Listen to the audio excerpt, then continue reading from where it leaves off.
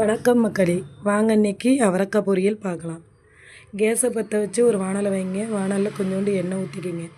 எண்ணெய் நல்லா காஞ்ச பிறகு கொஞ்சோண்டு கடுகு, கொஞ்சோண்டு கடலப்பருப்பு, ஒரு வெங்காயம், ஒரு பச்சை மிளகாய், ஒரு தக்காளி, கொஞ்சோண்டு உப்பு, தேவைக்கேற்ப உப்பு போட்டு நல்லா வதக்கி விட்டுக்குங்க.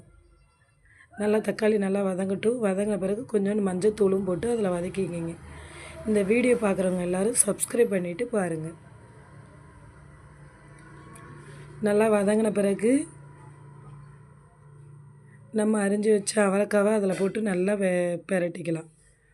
நல்லா கொஞ்சம் ஒரு அரை டம்ளர் தண்ணி ஊற்றி பெரட்டி வச்சுருங்க, மூடி வச்சுருங்க.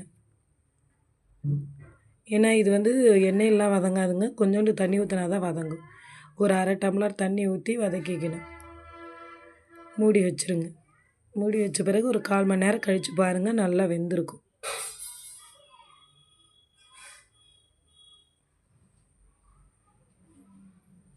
இப்போ பாருங்கள், நல்லா வெந்துருச்சு. ஆவி நல்லா பறக்குது பாருங்கள்.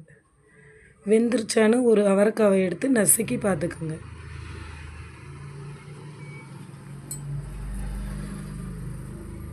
நல்லா வெந்துருச்சுங்க. இப்போ நம்ம துருவி வச்ச தேங்காவையும் கொஞ்சோண்டு ஜீரகத்தையும் போட்டு அதில் நல்லா பெரட்டிக்கலாம்.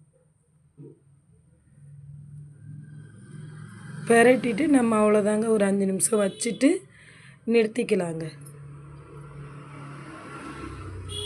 அவ்வளோதான், இன்றைக்கி அவரைக்காய் பொரியல் செஞ்சாச்சு. நீங்களும் உங்கள் வீட்டில் செஞ்சு பாருங்கள்.